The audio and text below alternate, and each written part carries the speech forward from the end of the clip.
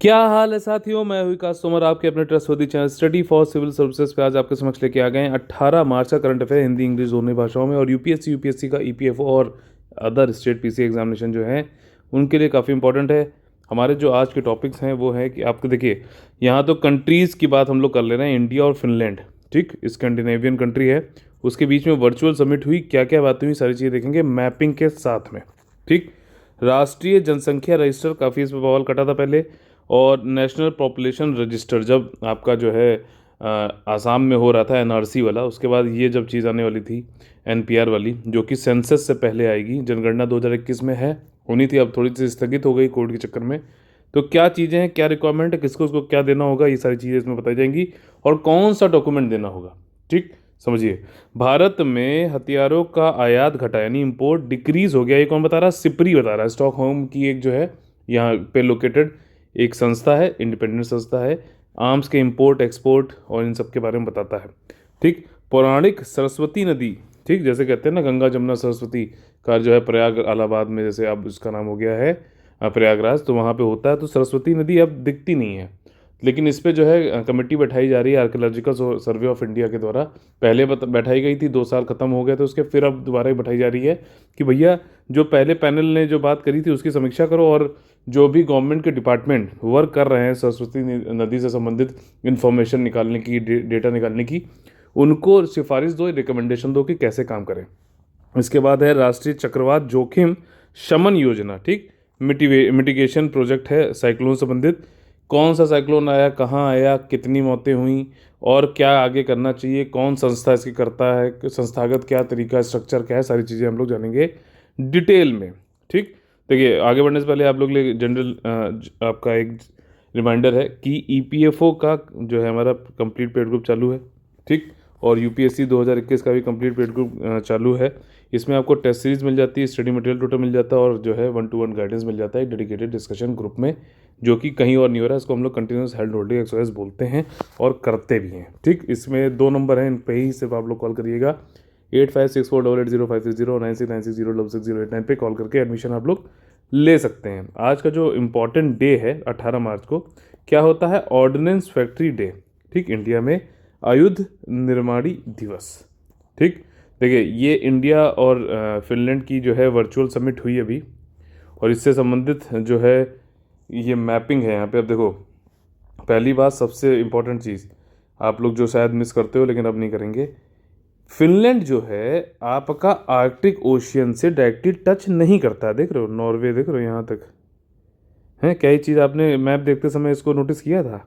नहीं किया तो आप करना स्टार्ट करिए। बैरेंट सी यहाँ पर है, ठीक, आपका रशिया के नॉर्थ में आपका नॉर्वे रहा, नॉर्वे इसको टच करता है, रशिया करता है, स्वीडन करता है, ये गल्फ ऑफ बॉथनिया है, ठीक है।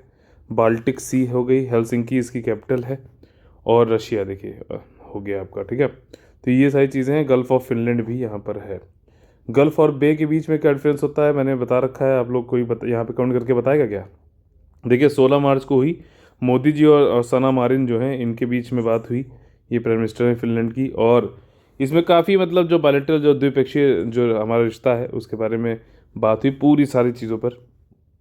ये नॉर्मली ऐसे ही सब इसमें बताया जाता है। म्यूचुअल इंटरेस्ट की बातें होंगी ऑलरेडी, ऑब्वियसली, नहीं तो सेल्फ इंटरेस्ट हो जाएगा किसी एक कंट्री का, फिर दूसरा बात ही नहीं करेगा।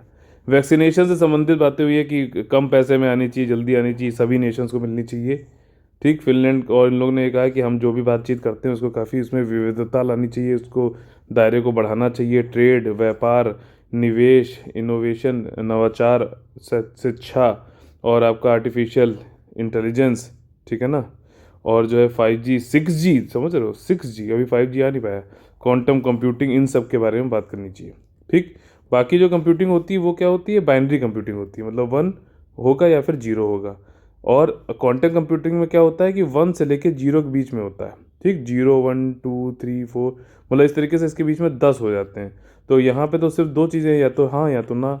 यहाँ पे क्या है, कई सारे बीच में हो सकती हैं पॉसिबिलिटीज़, इसी को क्वांटम कंप्यूटिंग कहते हैं। काफ़ी ज़्यादा सेफ और ज़्यादा जो है ऑथेंटिक और ज़्यादा जो है काम कर सकता है, ये वाली बात है, स्पीड बढ़ जाएगी। रीजनल और ग्लोबल इश्यूज़, जो क्षेत्रीय और वैश्विक मुद्दे हैं उन पर बात हुई है। इंडिया यूरोपियन यूनियन की पार्टनरशिप, कोऑपरेशन आर्कटिक रीजन में। अब देखो, लोकेशन कितना फ़र्क पड़ता है। फिनलैंड जो है आर्कटिक रीजन के पास में है, तो अब इससे कॉपरेशन की बात होनी चाहिए ना।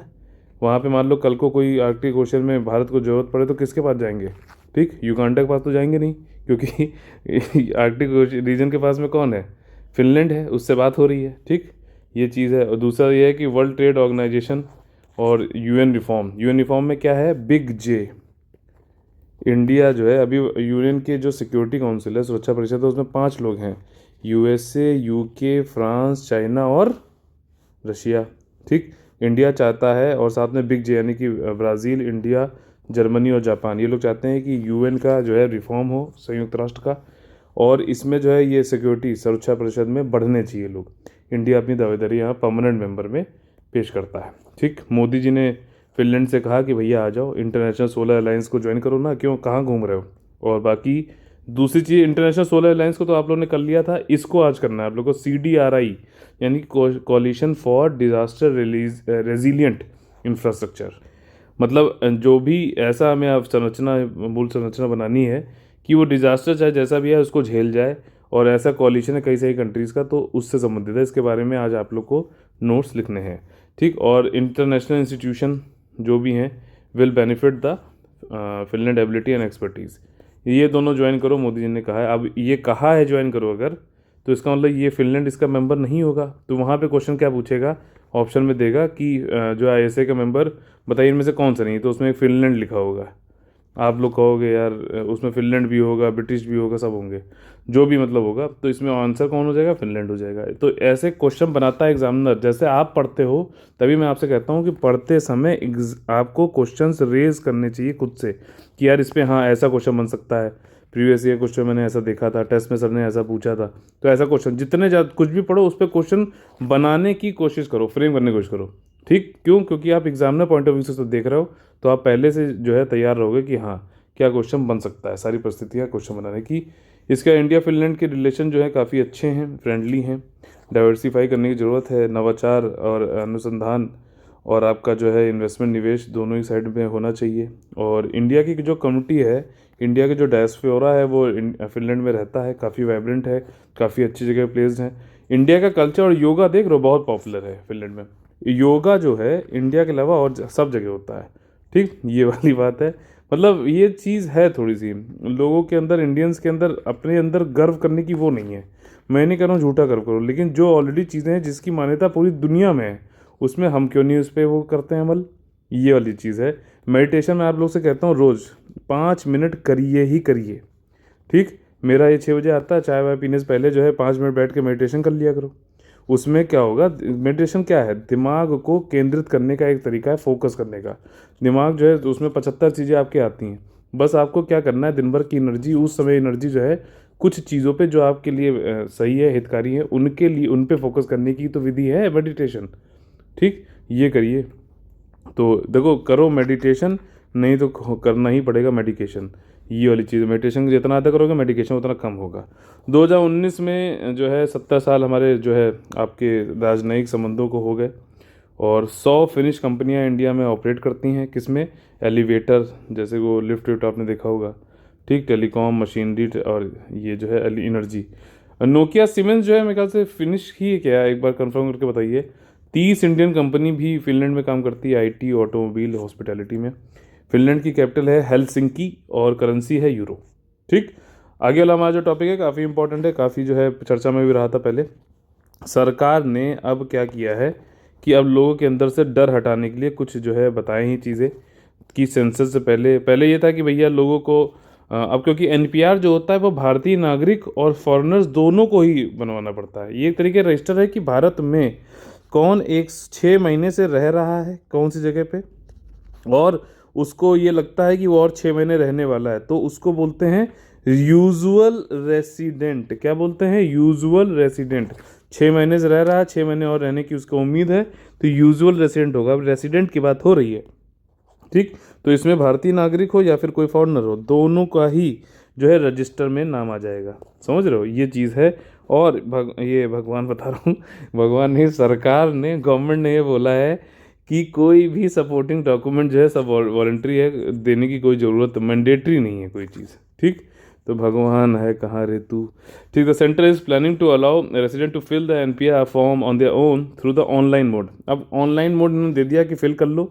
जब आगे सेंसस के लिए ऑफिशियल आपके घर आएंगे, घर टू घर आके जो है आपका जो वहाँ पर लिखेंगे, आपसे जो है डेटा मांगेंगे, जनगणना करेंगे, उससे पहले आप 1 महीना पहले ऑनलाइन मोड पे जाके एनपीआर में अपनी जो है डिटेल्स दे दो। अब ये बहुत ज़्यादा इंपॉर्टेंट जो है यहाँ पे डायग्राम दिया गया है। पैन इंडिया पे क्या करा जाएगा एनपीआर, लेकिन असम को छोड़ा जाएगा। ध्यान से सुनना, बिल्कुल असम नहीं होगा, इसमें कोई भी डॉक्यूमेंट की ज़रूरत नहीं है। और इसमें क्या है कि जो भी यूजुअल रेसिडेंट है उसको बताना है कि वो कहाँ से है, किस डेट से जो है info regarding date and place of birth of a usual residence mother and father, जो भी रह रहा है, ठीक, उसकी डेट ऑफ बर्थ, उनके फादर मदर की डेट ऑफ बर्थ, वो सारी चीज़ें बतानी है। इसके साथ साथ जो है आइडेंटिटी डिटेल्स भी देनी है। लेकिन ये जैसे कि क्या है, Aadhaar, passport, driving licence, voter ID, लेकिन ये वॉलंटरी होंगी। दो यहाँ लिखा हुआ शेयरिंग जो है ये voluntary, Aadhaar, passport, driving licence, voter ID सब आपका वॉलंटरी होगा। और पैन डिटेल नहीं ली जाएंगी, बायोमेट्रिक नहीं लिया जाएगा एनपीआर के द्वारा। हालांकि बाद में उदय के जरिए, मतलब कि आधार के जरिए निकाल सकते हैं, ठीक। और यहाँ पे ये कह रहे हैं कि यूजुअल रेसिडेंट कौन होता है, 6 महीने रह रहा है और 6 महीने रहने की उम्मीद है। सिंपल लैंग्वेज में याद करो, ठीक। और डाटा जो रिकॉर्ड होगा वो डिक्लेयर किया जाएगा रेस्पोंडेंट, और उसके लिए कोई भी डॉक्यूमेंट देने की उसको ज़रूरत नहीं है। वो जैसे उसने कहा कि भैया मैं जो हूँ मेरी डेट ऑफ बर्थ जो है यूपी है, ठीक, तो वो वहाँ से वो सामने से ये नहीं पूछेगा भाई प्रूफ दिखाओ, डॉक्यूमेंट लाओ, ये सब कोई बकवास नहीं। जो बताया है वो है। बाद में जब सेंसस में घर तो घर आएंगे ना, तब देख लेंगे, तब मतलब वो देखा जाएगा। अभी खाली आप भर दो, एक प्रिलिमिनरी डेटा तो होना चाहिए ना। कोई बायोमेट्रिक नहीं लेना है, आधार निकाल सकते हैं आधार से। एनपीआर जो था लास्ट टाइम 2010 में बनाया गया था, 2015 में अपडेट हुआ था, ठीक। पहले एनपीआर होता है, फिर उसके बाद सेंसस, ये वाली बात है, ठीक। इसका प्रोसीजर क्या है, पहले फिलिंग कर दो ऑनलाइन, फिर उसके बाद जब घर टू घर आएंगे आपका आधार, ये सेंसस वाले, तब जो है वो अपना डेटा तब ले लेंगे आपसे, ठीक। और इसमें नो बायोमेट्रिक और डॉक्यूमेंट की ज़रूरत है एनपीआर भरते समय। ये तो डिटेल जो है वो स्टोर हो जाएंगी, फिर आपकी आप भर दो ऑनलाइन जाकर, वो स्टोर हो जाएंगी सिस्टम में। सिस्टम जब आपके घर पे वो बंदा आएगा सेंसस वाला, ठीक है, तो मोबाइल एप्लीकेशन में दिखाएगा वो कि भैया ये बताओ, एक आपको वो मिल जाएगा इससे, जब आप भरोगे इसे ऑनलाइन एनपीआर वाले में, तो एक रेफरेंस कोड मिल जाएगा, ठीक। जब घर पे बंदा आएगा और रेफरेंस कोड डालेगा, सारी आपको डिटेल दिखा देगा। एनपीआर क्या है कि यूजुअल रेसिडेंट का जो है सामान्य निवासियों के लिए एक रजिस्टर है। ये सभी के लिए मैंडेटरी है, जो भी यूजुअल रेसिडेंट है इंडिया में, मैंडेटरी है। समझ रहे हो, देखो ये चीज़ है, कोई डॉक्यूमेंट नहीं, लेकिन मैंडेटरी है। और ये इंडियन सिटीजन फॉरेनर दोनों के लिए है। आसाम में नहीं होगा, ध्यान रखो यार, ये सब चीज़ ध्यान रखो। यूनिकनेस, उद्देश्य क्या है, एक ऐसा जो है कंप्रिहेंसिव, काफ़ी व्यापक लेवल पे आइडेंटिटी डेटाबेस बनाना है, पहचान का डेटाबेस बनाना है हर यूजुअल रेसिडेंट का। भैया कौन कौन रह रहा है यार, देखो सिंपल सी बात है, सरकार को ये काम करना पड़ता है। कोई देखो, आप घर में राशन लाते हो, ठीक, तो यार कुछ जोड़ते होगे ना कि 5 लोग हैं, ठीक। अगर आपके घर में 10 लोग हैं, 5 लोग के लिए राशन लाओगे क्या? तो सरकार के पास भी तो डेटा होना चाहिए ना यार, कि कितने लोग रह रहे हैं, कौन उसमें से हमारा है, कौन सा फॉरेनर है, कौन क्या है, तभी तो उसके हिसाब से फिर स्कीम्स और ये सब लाई जा सकेंगी। सिंपल एग्जाम्पल है ना, राशन आपके घर में 10 लोग, आप ला रहे हो राशन 5 लोगों का, तो 5 लोग तो लड़ेंगे, लड़ाई झगड़ा हो जाएगा ना यार, ये सब नहीं चाहते हैं बस। फर्स्ट नेशनल पॉपुलेशन रजिस्टर 2015 में हुआ था, 2015 में इसको, सॉरी 2010 में हुआ था, 2015 में इसको अपडेट कर दिया गया था, डोर टू डोर जो है सर्वे करने के बाद, सर्वेक्षण के बाद में। और ये कहाँ कहाँ होगा, लोकल, विलेज, सब टाउन, सब डिस्ट्रिक्ट में भी होगा, डिस्ट्रिक्ट में भी होगा, स्टेट पे भी होगा, नेशनल लेवल पे होगा। किस कानून के अंतर्गत होगा? सिटीजनशिप एक्ट 1955 के अंतर्गत होगा। और citizenship registration of citizens and issue of national identity cards rules होगा। रूल्स क्या है, देखो एक्ट बनाता है पार्लियामेंट यानी कि विधायिका, ठीक। और विधायिका के अंतर्गत कौन होता है, उस इंडियन पार्लियामेंट सिस्टम है ना डेमोक्रेसी का, तो उसमें जो सरकार होती है यानी मंत्रिपरिषद जो होती है वो बनाते हैं रूल्स, ठीक। और जो रूल्स बनते हैं ये एक्ट के अंदर ही रहते हैं, ठीक। जैसे जिस तरीके से मंत्रिपरिषद पूरे लेजिस्लेचर के अंदर रहते हैं, तो इसको बोलते हैं डेलीगेटेड लेजिस्लेशन। ये मैं चीज़ें इसलिए बताता हूँ क्योंकि ये पूछी जाती हैं। सबऑर्डिनेट लेजिस्लेशन यानी अधीनस्थ कानून भी बोलते हैं इसको, ठीक। रूल्स जहाँ आएगा ये सरकार के द्वारा बनाया जाता है, एक्ट जो है वो लेजिस्लेचर यानी विधायक के द्वारा बनाया जाता है। सेंसस क्या है, ये आपकी जनसंख्या गणना करता है, पॉपुलेशन कितनी है कंट्री में, हर 10 साल के अंतराल में होता है, 2021 में होना है। और ये 16वां सेंसस होगा, जब से पहला सेंसस हुआ 1872 में, और 8वां सेंसस होगा इंडिपेंडेंस के बाद। अब आज आप लोग के लिए जो होमवर्क है वो ये है कि गवर्नर जनरल एंड वॉइस राय जो भी दे रखे हैं स्पेक्ट्रम वाली बुक में, सबके पास स्पेक्ट्रम तो होगी नहीं, तो पीडीएफ डाउनलोड कर लेना, कहीं से भी मिल जाएगा, वहाँ से इनके जो है पूरा आज आप लोग ख़त्म करना है, ठीक। गवर्नर जनरल वॉइस राय जो है पूरा उसमें अलग से दे रखा है एक चैप्टर, उसको निपटाइए आज, ठीक। क्रोनोलॉजी याद रखना, ठीक, कौन जो है भारत का हितैषी था, कौन नहीं था, किसने क्या किया, सारी चीज़ें, ठीक है। अगला जो हमारा टॉपिक है आज का वो है India arms import decrease. SIPRI ने ऐसा बोला है, जो आपका देखिए स्वीडिश स्टॉकहोम आपकी जो है स्वीडन की कैपिटल है, वहाँ का एक ये संस्था है Stockholm International Peace Research Institute. क्या नाम है, थिंक टैंक है Stockholm International Peace Research Institute. इसने एक रिपोर्ट लेके आई है कि क्या दुनिया में ट्रेंड चल रहा है आर्म्स का आयात या फिर निर्यात का, ठीक। रिपोर्ट का नाम है trend in international arm transfers report. अब देखो इंडिया का जो, अब देखो इसमें दो इन्होंने टाइम जोन लिए हैं, 2011 से 15, ये 5 साल, और उसके बाद 16 से 20 ये 5 साल, ठीक। ये 5 साल है, इसी पे अब जो है इंपोर्ट घटा और जो है बढ़ा, ये सारी चीज़ें यहाँ पे अभी बताई जाएंगी, ठीक। समझना आप। अब इसमें देखो पहले तो बताया है कि इंपोर्ट जो था 2011-12 के 5 साल के हिसाब से इंडिया का इंपोर्ट घटा है, ट्रेंड याद रखना, ठीक। इंपोर्ट जो रिपोर्ट ये बताती है कि जो ट्रांसफ़र इंडिया में ट्रिब्यूट मतलब इंडिया में क्यों कम हुए हैं, 2 रीज़न बताए गए हैं। एक तो रशिया से हमने इंपोर्ट करना कम कर दिया है, दूसरा जो हम प्रोक्योरमेंट प्रोसेस है, मतलब जो हम लोगों से प्रोक्योर करते हैं, जो खरीद करते हैं, जो प्रक्रिया को हमने जटिल बना दिया। हम क्या चाहते हैं, हम भारत से बने हुए मेड इंडिया, ठीक, उसको करना चाहते हैं। इसमें जो है जो है आपका डिज़ाइन होना चाहिए, डेवलप्ड होना चाहिए, मैन्युफैक्चर होना चाहिए इंडिया में, ठीक, इंडिजिनस होना चाहिए, तो इसलिए भी कम हुआ है। अच्छा, यहाँ पे एक चीज़ है, रशिया से कम हुआ इसका मतलब नहीं कि यूएसए से बढ़ा, यूएसए से भी बढ़ा है, यूएसए से भी कम हुआ है 46%।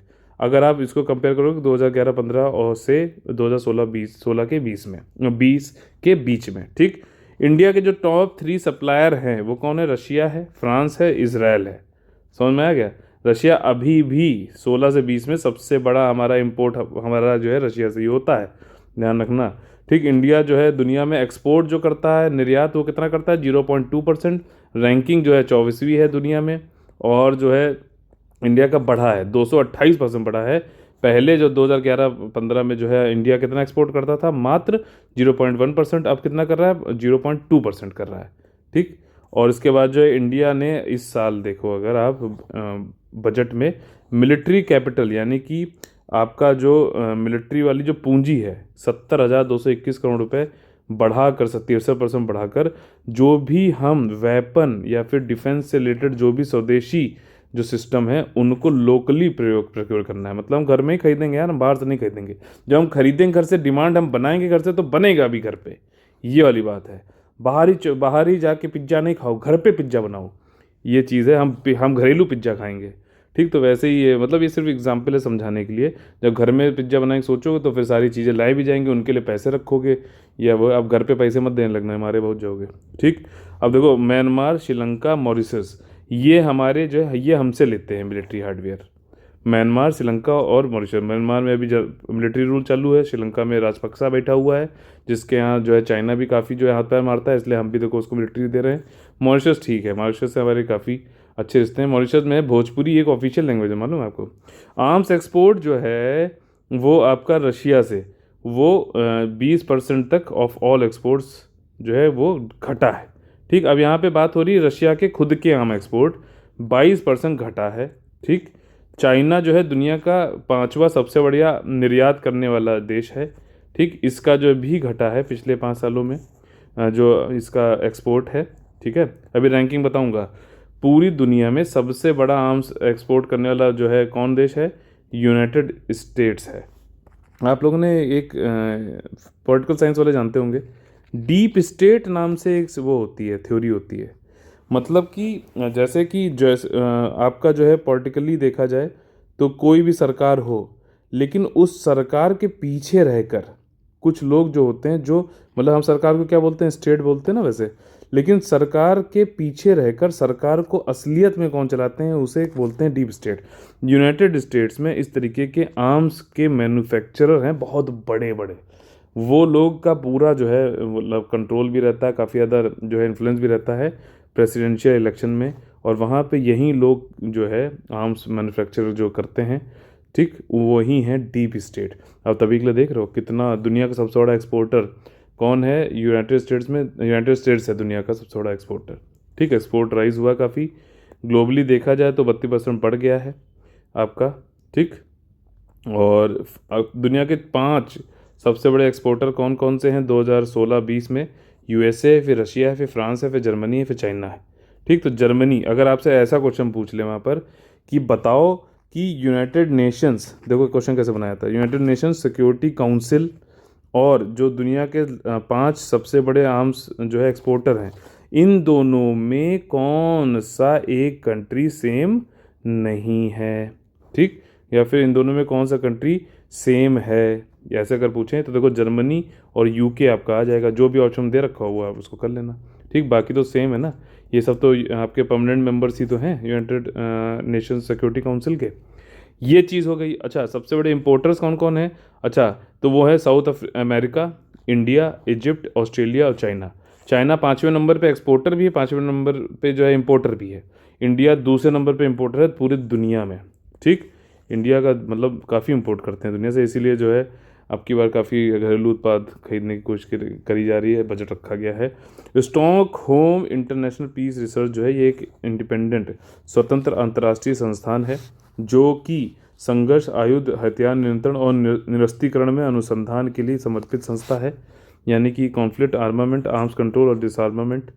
और 1966 में जो है ये इसको इस्टेब्लिश किया गया था। ये काम इसका ये है कि जो भी पॉलिसी मेकर है, रिसर्चर है, मीडिया है, इंटरेस्टेड पब्लिक है, उन सबको बताया जाए, एनालिसिस करके, विश्लेषण करके रिकमेंड करे कि ओपन सोर्सेज जो भी डेटा है वहाँ से उठा के कि देखो यार आर्म्स आर्म्स जो है बनाओ, बढ़ाओ, ये कहाँ बढ़ रहा है, क्या हो रहा है, क्या करना चाहिए। ठीक, और ये स्टॉकहोम में बेस्ड है। स्टॉकहोम स्वीडन की राजधानी है। अगला जो हमारा टॉपिक है वो है सेंटर ने एक पैनल बनाया है आपका सरस्वती रिवर के लिए, मिथिकल सरस्वती रिवर बोलेंगे क्योंकि अब ये है नहीं एक्चुअली। ठीक, पहले थी, तो ये फिर से ये कमेटी बनाई गई है, सेंटर ने बनाई है। और ये जो पहले इससे पहले थे 2019 में जिसका टर्म एंड हो गया था, उनकी समीक्षा भी करेंगे और बताएंगे भी कि किस तरीके से गवर्नमेंट जो डिपार्टमेंट है उनको कार्य करना चाहिए। यहाँ पे काफ़ी ज़्यादा इंपॉर्टेंट है। देखिए, सरस्वती रिवर कहाँ से उद्गमित होती थी? हर की डुन वैली से। ये ग्लेशियर है गढ़वाल उत्तराखंड में। ठीक, ये हो गया। दूसरा क्या है कि ये जो है काफ़ी बड़ी 1500 किलोमीटर लॉन्ग थी। देखो ये आ रहा है यहाँ से आपका उत्तराखंड से, और ये जारी रन ऑफ कच्छ तक या फिर अरेबियन सी तक मिलती थी। ठीक, पहले जो है ये प्रयाग में ऐसा, अभी देखो बताता हूँ इसमें। और ये क्यों डाई आउट हो गई? 5-4 हज़ार साल पहले बोला जा रहा है टेक्टोनिक शिफ्ट हो गया। मतलब जो जैसे कि होता ना इंडियन प्लेट और यूरोशियन प्लेट जो है उससे ऐसे जा रही, ये सब मिलते हैं, तो उसी की वजह से जो है ये पानी जो है शिफ्ट होने की वजह से टेक्टोनिक प्लेट्स की ये इसमें ये टूट गई, और फिर ये इधर जाने की बजाय ये इधर जाने लगी, या फिर जो है उसके बाद इसमें से स्रोत पानी का आना बंद हो गया। ठीक, तो मान लीजिए जैसे ये थी और यहाँ से मान लीजिए कट हो गया, तो यहाँ पे पानी जाना ही बंद हो गया, तो ये सूख गई। ये वाला बात है। ठीक, और उसके बाद क्या है, सीप डाउन हो गया टेक्टोनिक प्लेट जो है हटने की वजह से। एक्सपर्ट ये कंक्लूड करते हैं जो सॉइल बीनीथ, कैसे इनको पता चलता है कि भैया यहाँ पे रिवर थी? तो यहाँ पे देखा गया है कुछ जो एलिमेंट इनको मिले हैं भैया जो रिवर के दिखाते हैं। ठीक, वो आपका जो है 8,000 साल पहले तक के मिले हैं, 2,500 साल अभी तक के मिले हैं। कहाँ पर? राजस्थान में। ठीक, और इसके बाद जो है कौन कौन से स्टेट से गुजरती थी आज के देखा है तो उत्तराखंड, हरियाणा, पंजाब और गुजरात, क्योंकि रण ऑफ कच्छ कहाँ पर है? गुजरात में है। आपका जो है इलाहाबाद में ये बोला जाता है ना कि भैया ये प्रयाग होता है। ठीक, तो गंगा, यमुना, सरस्वती बोला जाता, तो ऐसा नहीं है कि रिवर पूरी इंडिपेंडेंटली पूरा जो है फ्लो करती थी और यमुना के साथ मिलके फिर जाके गंगा से ही मिलती थी, ऐसा नहीं है। ये कह रहे हैं कुछ कुछ जो है पार्ट वहाँ यमुना से मिल जाते थे और फिर यमुना जाके यहाँ मिलती थी, ये चीज़ है। ठीक, तो यहाँ पे अब आर्कियोलॉजिकल सर्वे जो है इसने फिर से कमेटी बना दी है और रिवर सरस्वती पर। ये पहले कमेटी 17 में बनाई गई थी 2 साल के लिए। और ये कमेटी जो है मिनिस्ट्री ऑफ कल्चर, जो कल्चर मिनिस्टर होंगे वो उसको चेयर करेंगे, इसके हेड होंगे। और इसमें ऑफिशियल जो है मिनिस्ट्री ऑफ कल्चर के, टूरिज्म के, वाटर रिसोर्स के, जल संसाधन के और एनवायरनमेंट के, हाउसिंग एंड अर्बन अफेयर, इन सब के होंगे। इसमें रिप्रेजेंटेटिव इसरो के भी होंगे क्योंकि सेटेलाइट से भी हम लोग देखेंगे, ठीक, रिमोट सेंसिंग सेटेलाइट से। गवर्नमेंट के ऑफिशियल जो गुजरात, हरियाणा, राजस्थान, ये भी होंगे। और ASI यानी आर्कियोलॉजिकल सर्वे ऑफ इंडिया के तो ऑफिशियल होंगे ही होंगे।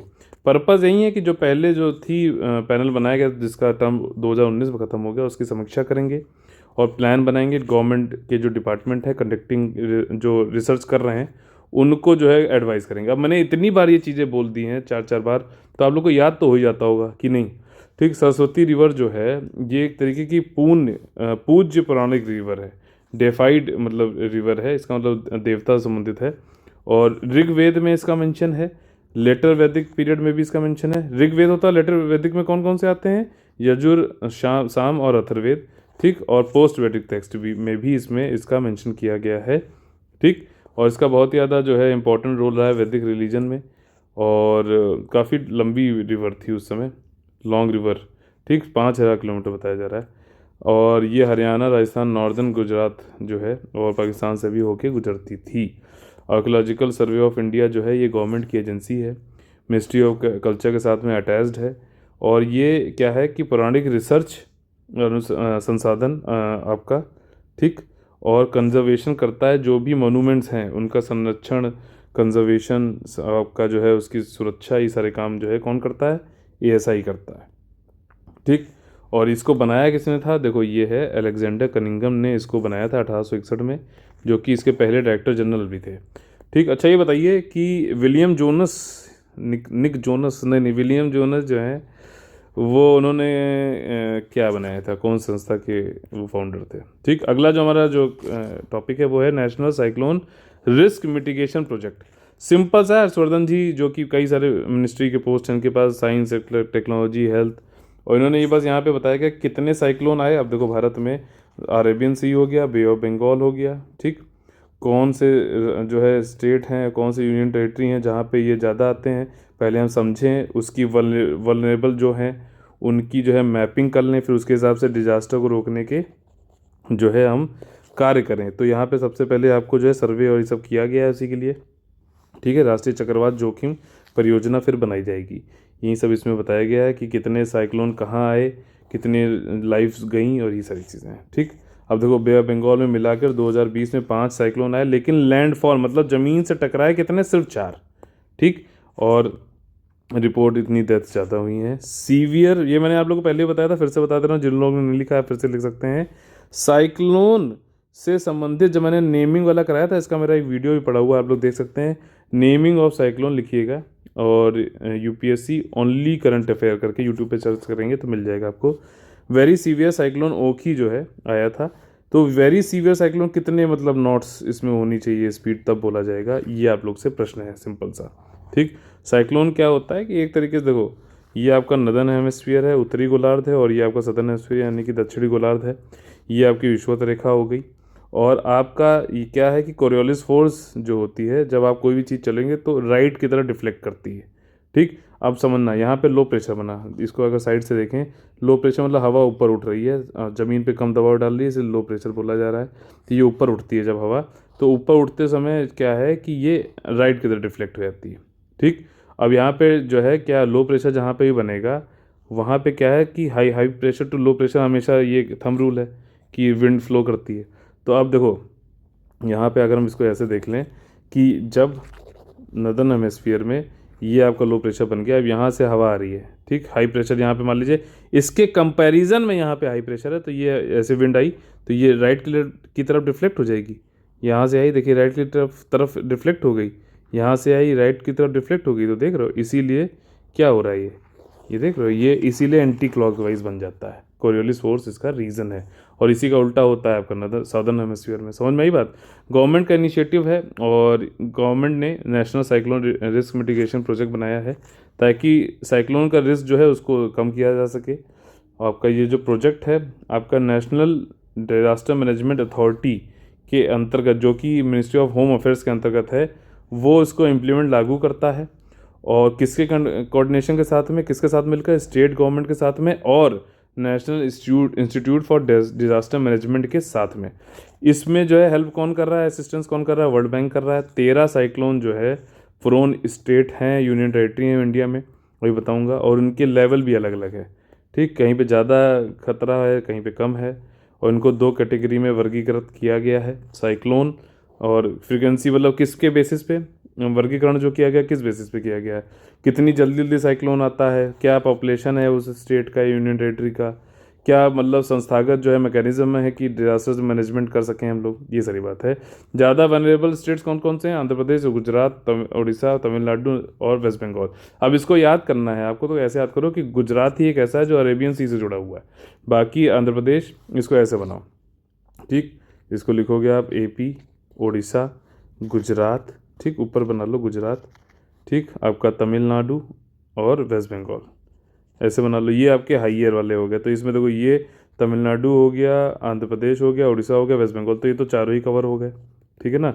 और लोअर वनरेबिलिटी वाले क्या है, महाराष्ट्र, आप इसको ऐसे लिखो महाराष्ट्र, फिर आप कर्नाटका, फिर केरला, फिर गोवा, फिर पुदुचेरी। अच्छा, पुदुचेरी जो है 4 जगह है, ठीक है ना, इधर कराईकल ये सब होते हैं, बस माहे यहाँ पे आता है, ठीक है।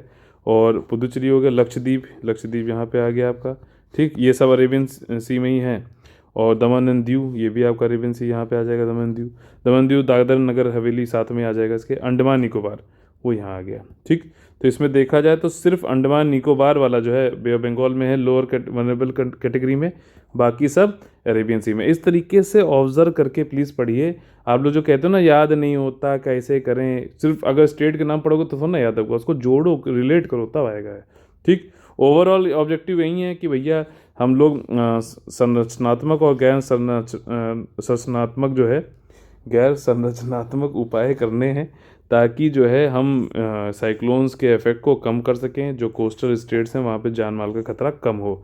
मेन उद्देश्य यही है कि NCRMP जो है, ये आपका वनरेबिलिटी जो है लोगों की, कोस्टल जो कम्युनिटीज़ जो रह रही हैं उनका जो है वनरेबिलिटी, ऐसा नहीं सिर्फ जान मान के, उनकी इनकम भी तो है ना, या फिशिंग विशिंग ये सब करना, उनको भी देख के रहना है, ठीक।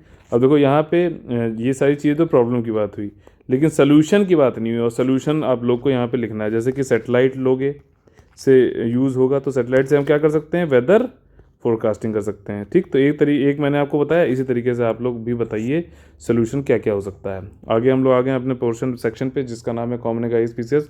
यहाँ पे हम लोग सीखते हैं कि सिर्फ पढ़ना ही नहीं, साथ में किस तरीके से क्वेश्चन हमें सॉल्व करना चाहिए, ठीक। राष्ट्रीय खाद्य प्रौद्योगिकी उद्यमिता और प्रबंधन विधेयक 2019 वाला जो है, ये आ गया national institute for food technology entrepreneurship, ठीक, फूड टेक्नोलॉजी संबंधित उद्यमिता और मैनेजमेंट बिल 2019 से संबंधित कौन से स्टेटमेंट सही हैं।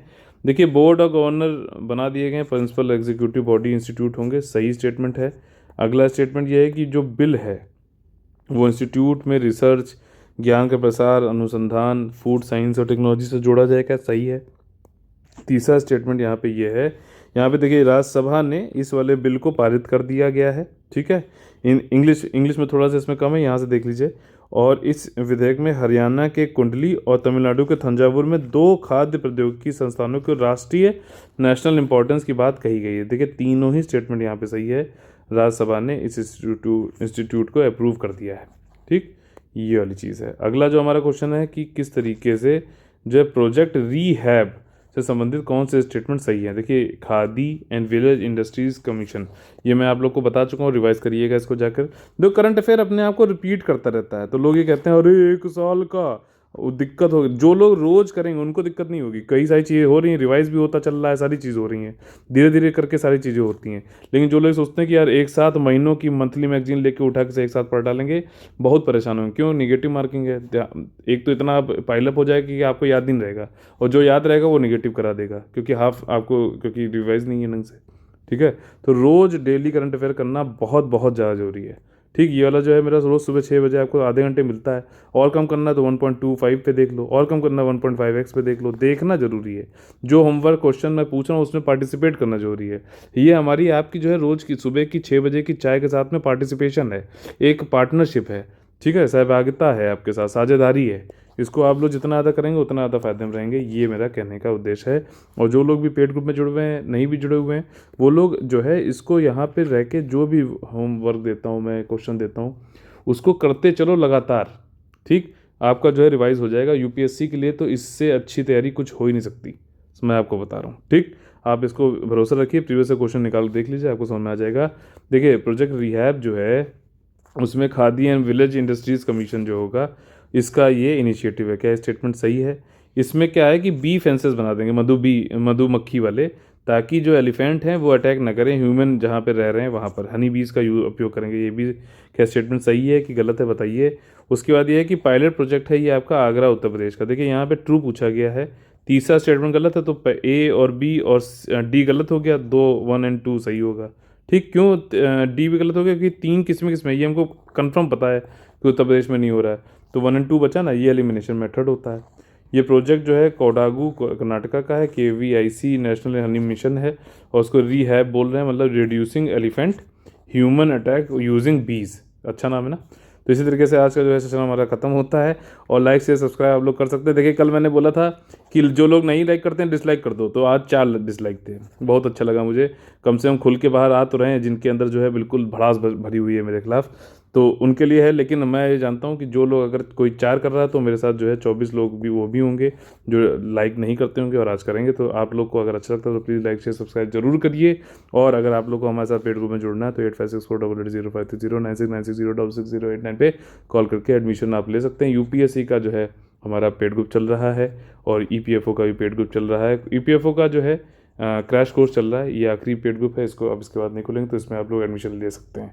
ठीक, तो चलिए फिर से कल आप लोग से मुलाकात होगी, तब तक के लिए आप लोग से अलविदा लेते हैं। जय हिंद, जय Bharat, all the very best है। मिलना जरूर 6 बजे सुबह।